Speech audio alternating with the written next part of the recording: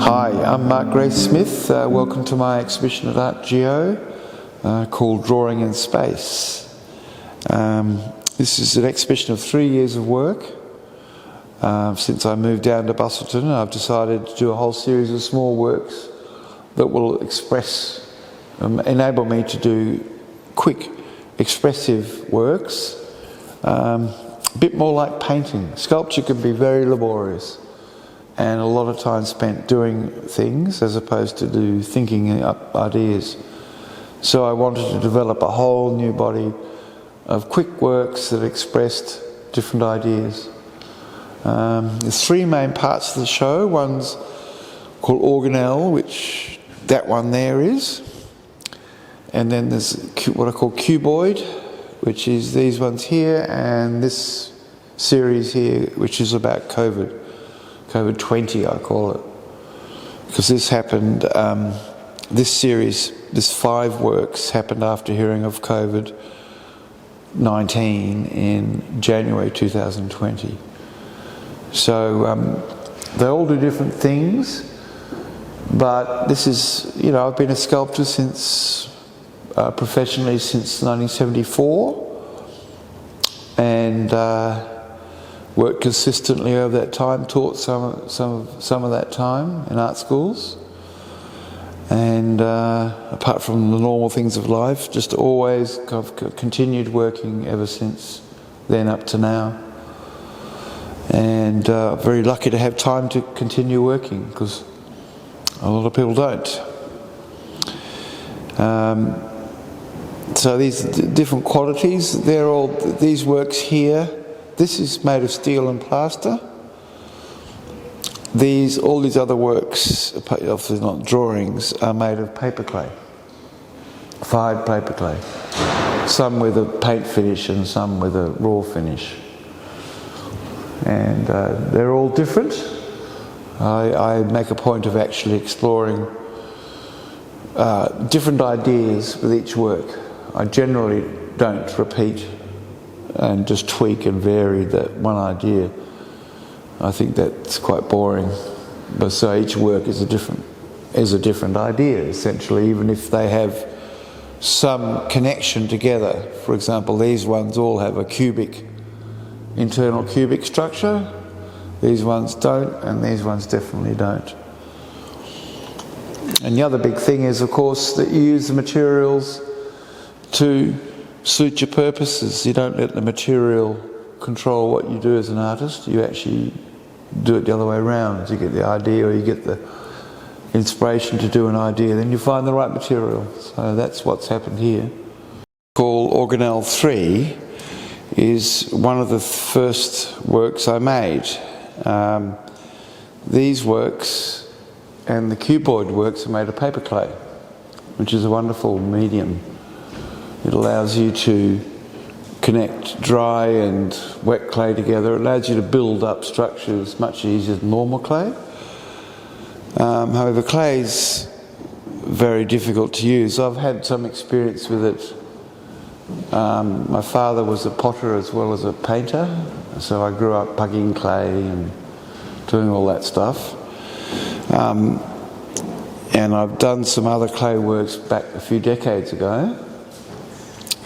So I want to pick up on clay as a medium because it has certain qualities.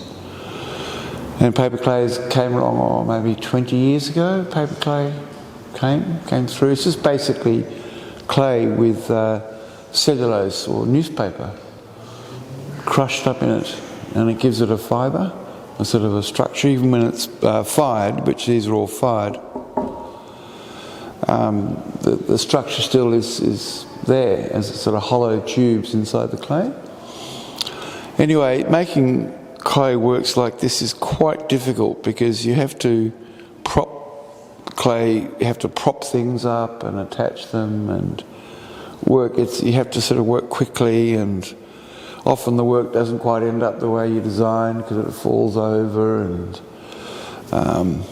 you've then got to get it hard enough so you can turn it over and work on the other sides of things. So it's actually quite a difficult process. But you can do a lot with it. There's a lot you can do with it I'm not doing. You can do very fine work as well, but this is fairly strong.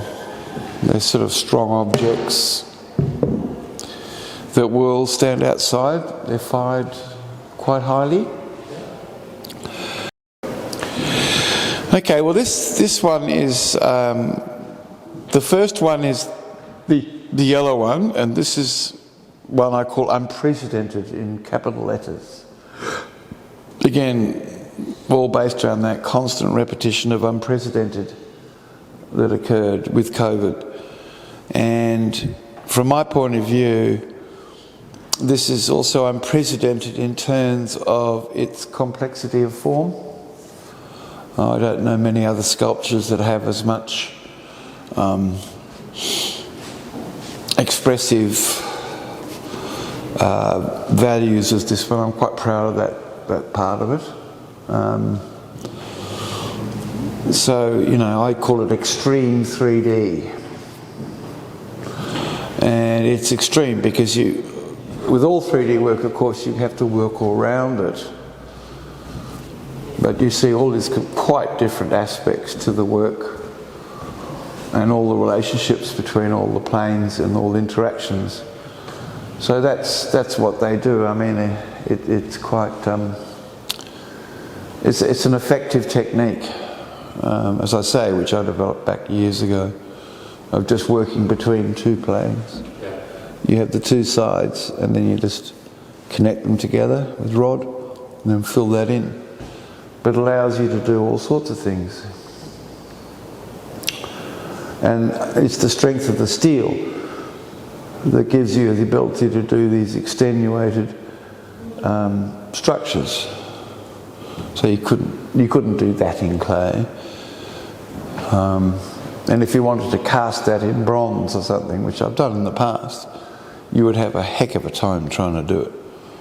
You'd have to make about 50 moulds. It would be a nightmare, actually. So there's all different materials, different processes present different capacity. So your clay has a capacity to do this. I mean, many people work in clay and it can be different ways, so there's multiple capacities. But for my purposes of doing solid, strong sculptural objects, you change your materials to suit what you want to do. And material is not the definition, it doesn't define the work, but you as an artist choose your material to suit what you're trying to achieve. It could be in any material, it could be anything, water, anything. One of the distinctions about art and craft, which is controversial, or it was, is that craft is often predicated on one medium, clay, glass, and the artist works just in that medium. Now, an artist really should be free to work in whatever mediums is suitable to what they want to do, and develop and move along as well, not just stick with the, people can spend years perfecting a certain glaze or something, which is great. I mean, it's important work, but it's a restriction on your artistic expression if it's taken too far. I mean, you could argue against that too, but anyway. This one would be fantastic if it was like 2 meters with the same proportions. This would end up being that big. And I tried to and I got it drawn up. It's quite easy to make, but you can't bend in WA because out of all the billions that have been spent in our mining industry and all the billions that have been made we still don't have the industrial capacity in WA. So in WA I could not get that bent if it's that thick pipe. They don't have that capacity. So all the oil rigs, all the major engineering, all of it's been made overseas. And I think that's stupid. I think we wasted an opportunity to develop our deep industry here because we have everything. We have everything to do that.